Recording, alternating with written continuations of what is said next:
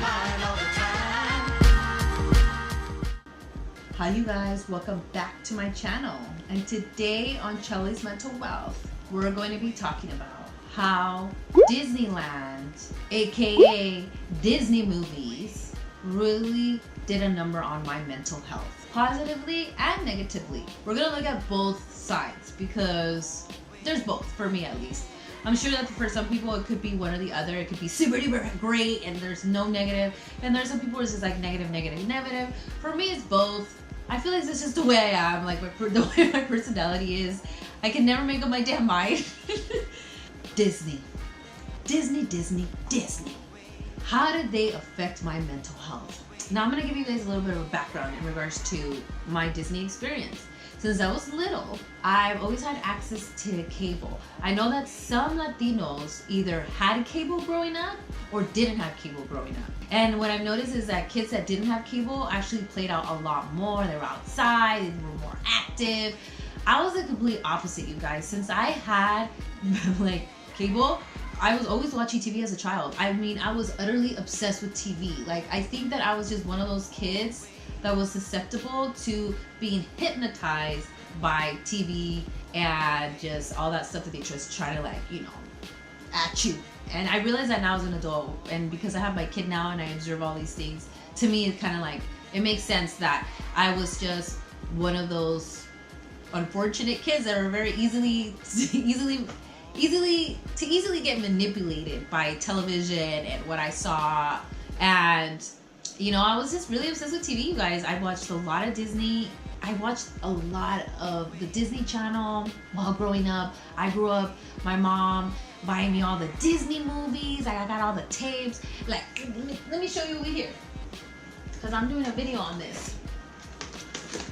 I got Aladdin, VH peeps, okay?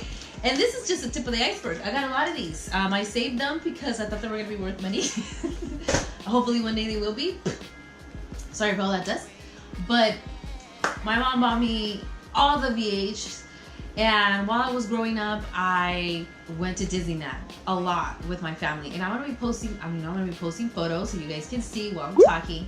I went to Disneyland a lot, as I mean, it was a group of us. I remember when we used to go, they used to be like, how many at your party? 40? 35? They're like, whoa! Like, literally, we went as a mob. Like, it was like all my dad's brothers and sisters with their kids. It was a really, really amazing experience growing up and just having all of my cousins with us. It's kind of like, it was just like, when I really think about it, I was like, wow, like, I really want to do that with my son one day. Hopefully, before my son gets older and he, I don't know, I think I created a monster, but he's obsessed with Disneyland too. But yes, it was just a wonderful experience for me in a sense of like going to Disneyland and going with my family. It was like such a big deal for us as Mexicans to go to Disneyland together and being able to afford it. Because I know when we were younger, it was hard for my mom to afford that. So yeah, it was really fun for me. I think that's what really made me love Disneyland till this day, because we did that for a lot of years. I think we did that up to, dang, like I think it was like until I was 15 years old. We would go every year. We would schedule to go every year with our family. We would plan it. It was big, you know, and it was really fun. So I appreciate those memories. With that being said, that's what made me love Disney and Disneyland so much, because it was just all the time. It was the happiest place on earth. The way they promoted it. I loved the food. I loved the candy. I love the music. It just made me giddy.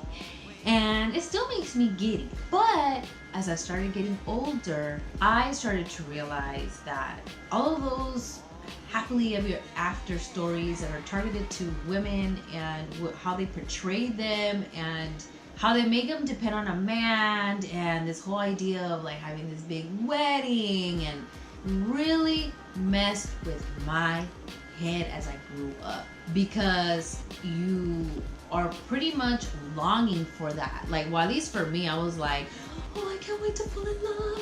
I want to be in love of my life. Oh, I used to be like so hopelessly romantic. I mean, I still am. I feel like, you know, because I lead with my heart, and I try to lead with my heart a lot. So I'm just like, naturally, I'm just a hopeless romantic. So I remember just being like, oh, I can't wait. It's like, oh, I can't wait to be wrong. And, you know, it just set really high expectations for me that were not feasible. And then it really mind fudges you because you think that you should be getting married. You think that that's how it should be.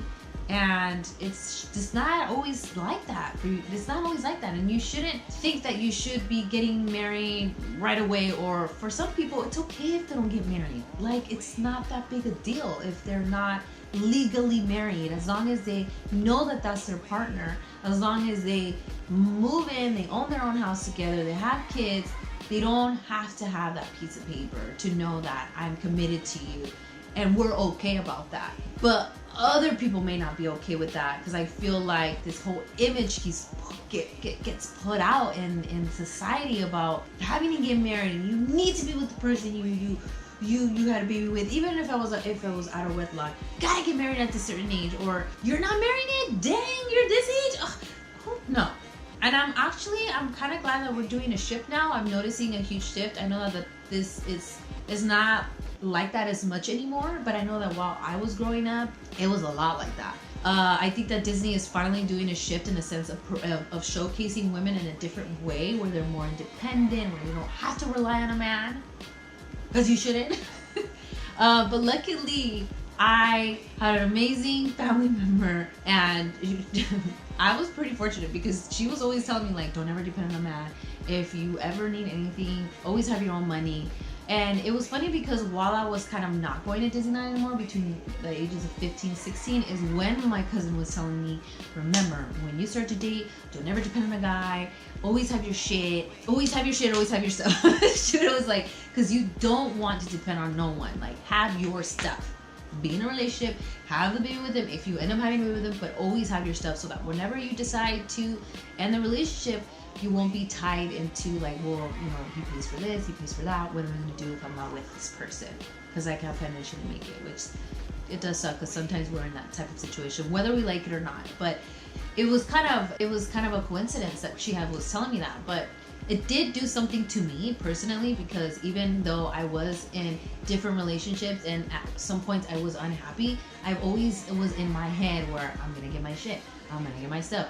Like, okay, I'm in here, but I gotta get my stuff. I have my own car, pay for my own things. I always pay for my own things since till this day. Technically, like, my partner doesn't pay for anything really. The only time he ever pays for anything if it has to do with my son, but I pay for everything that I owe. Besides him buying me presents here and there, but I am very independent when it comes down to being financially stable. But who's to say that would have never happened if maybe I wouldn't have had my cousin tell me that? You never know. Maybe, you know, Disney putting that image in my head would have made me feel like, no, I had to depend on a man to make me happy. No, I had to depend on a man to see this happily ever after in my mind, when a woman could be happily ever after without a man or with a man. They don't have to be with someone, you know? If they're happy just being on their own and dating here and there and not really committing, that's okay. And for the longest, it was hard for me to really just be like, oh, okay, like, this. It doesn't have to be that way. I can make it my own and still feel it. I can still have the same feeling, in a sense of, like, I can wait until I'm ready to get married. I can wait until I can afford what I want. You know, like, I don't want society to be pushing me to do something that I don't want to do and then regret it, or because it's this thing where we feel like we have to do when it shouldn't be that way. And it's just the idea that Disney pushed a lot in the first couple of years, where the woman really depended on a man saving them and all this mumbo jumbo, and, you know, but it's kind of weird because women are the ones that try to save men. You know, we're the ones that try to save the guy and try to fix him and all that stuff. So that's kind of, well, in a way, Beauty and the Beast did that, right? Hey, she tried to fix the guy. Beauty and the Beast tried to fix the guy, and he got fixed. You see, but not everybody like the Beast, okay? He had to hit his rock bottom in order for him to change. Some people hit the rock bottom and they don't change.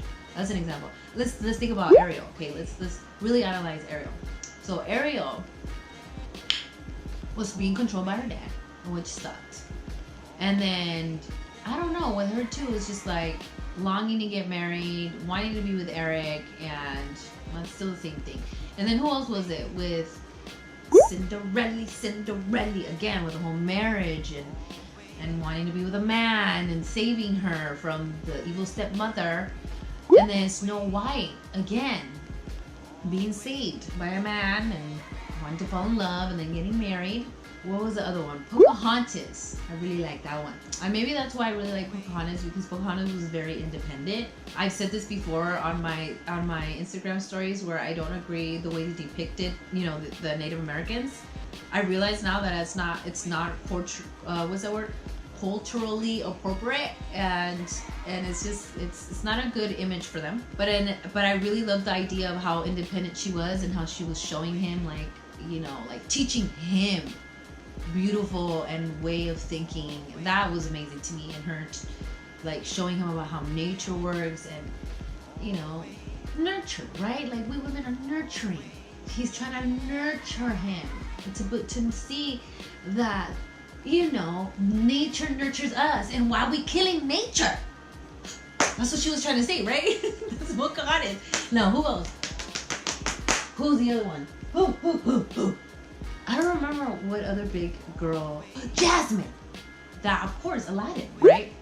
Aladdin, it was like, she gotta get married. Why she gotta marry that guy? And then she wants to marry the other guy, but then she can't. And then he gotta save her. It's the saving thing again. You know, she's trying to be independent. Look at her. She's trying to be independent, doing her own thing, sneaking out of the house, want to do something different. And here he comes. No, let's go back to the palace. I want some money. I want to be a king. Okay, screw it. Let's go back to the kingdom. The palace.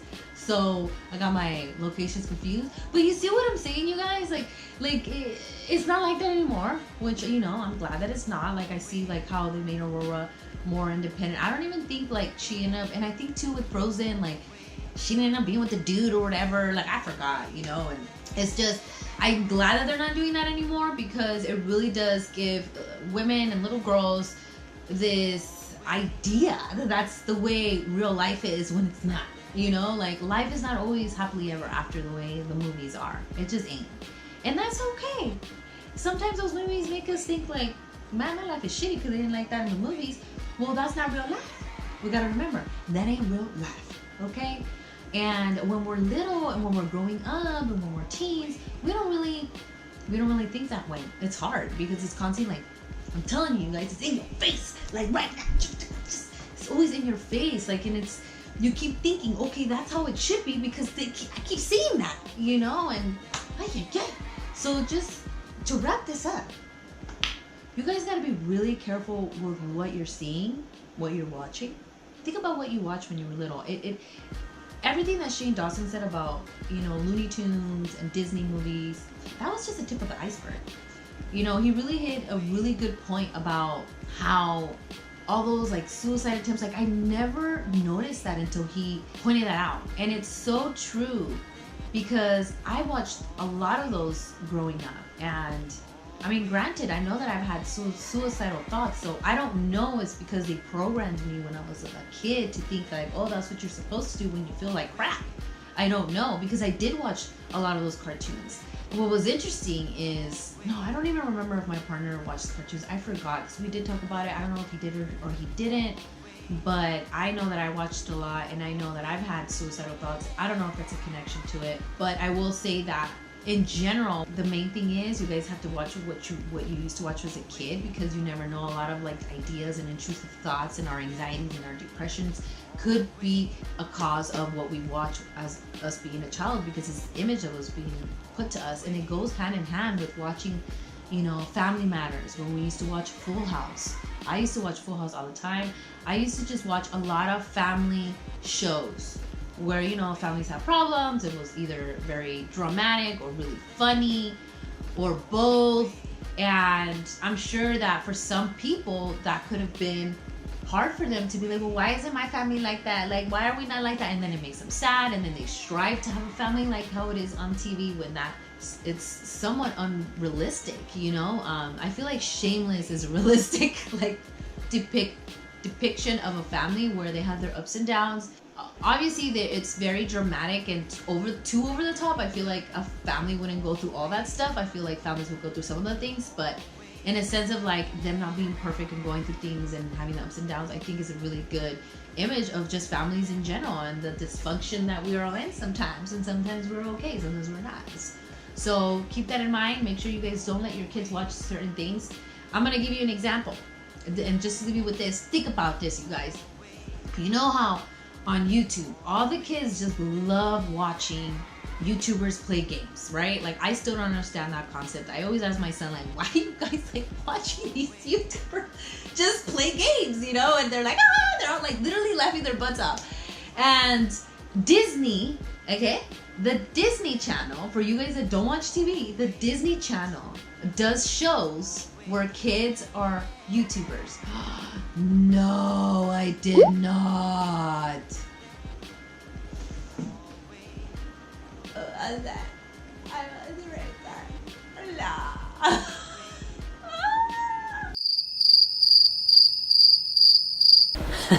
Alright, you guys, well, the audio is probably a little bit better, but I played back what I just recorded, and the audio didn't sound as bad. Hopefully it doesn't sound as echoey when you guys hear or heard what I just recorded.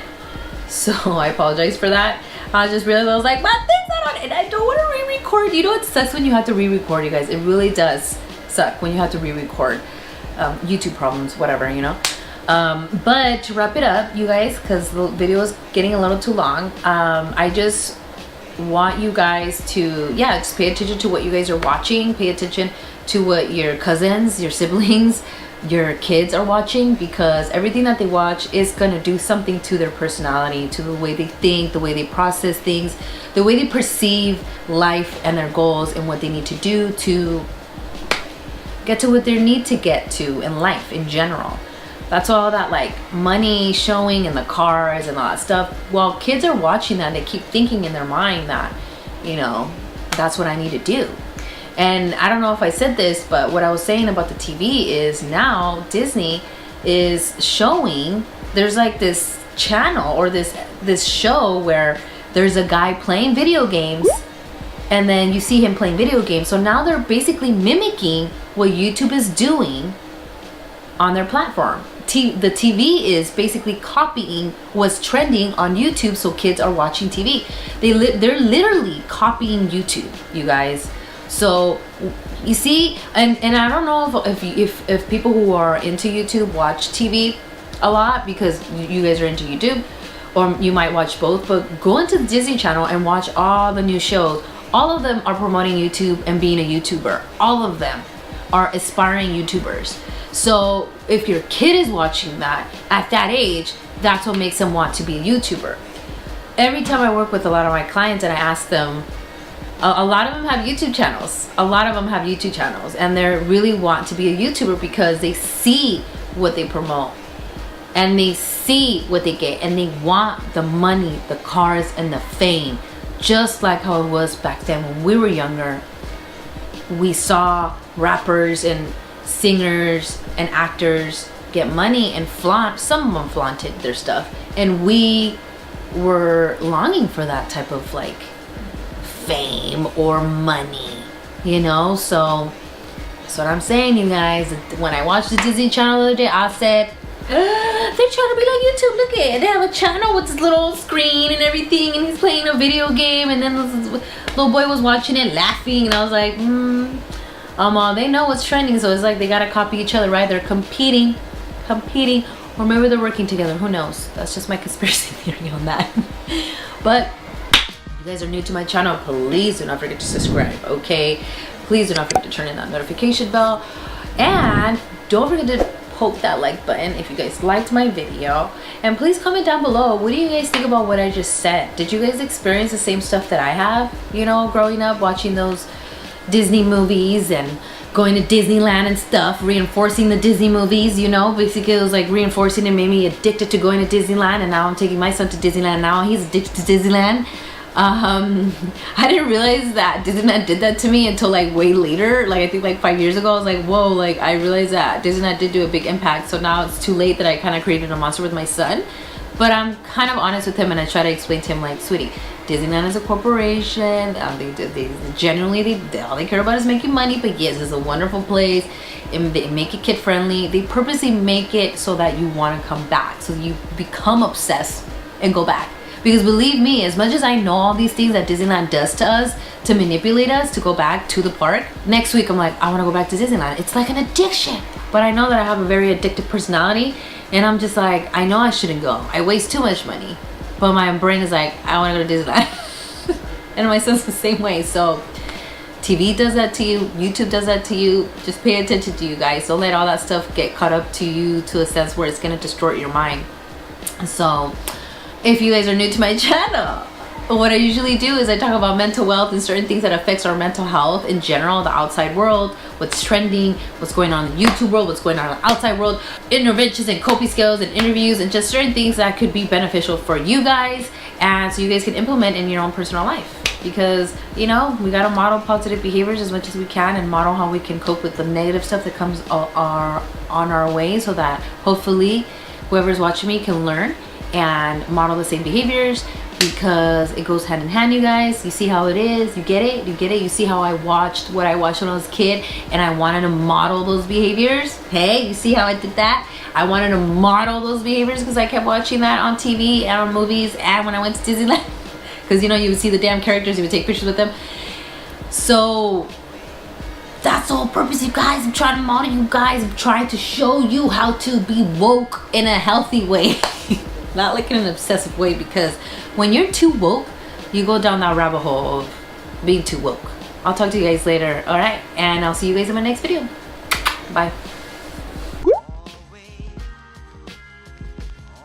You know, one thing that I forgot to mention was how in the beginning it was a lot of like Caucasian women, and I'm sure that it made girls feel like they had to have blonde hair, they had to have blue eyes, or they had to have fair skin, which I know that's something that people have brought up in the past, and people that I've even spoken to at Disneyland, where they're like, you know, they were super happy when Tatiana came out, because she was, you know, she was African American, like she was black, you know, for the brown community.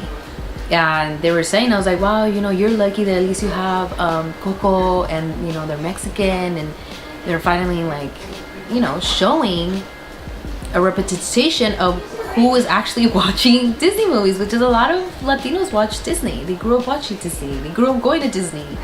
And that goes to show you guys that they know who their audience is. They know who's going to waste their money to go watch a movie or go buy certain items that is part of that movie. They know their demographics, so they know who they need to target. So I'm telling you guys, they're way ahead of us sometimes when it comes out to marketing and promoting. So I know that also did a number on girls, because I know it did a number on me to some extent, because it reminds me of like when I used to be younger. I used to go on the magazines too, and I would see and I would compare. So anyways, I'm not gonna go into that, because that's another video that I'm gonna do, how social media affects our anxiety and depression while we grew up, or how it is now. So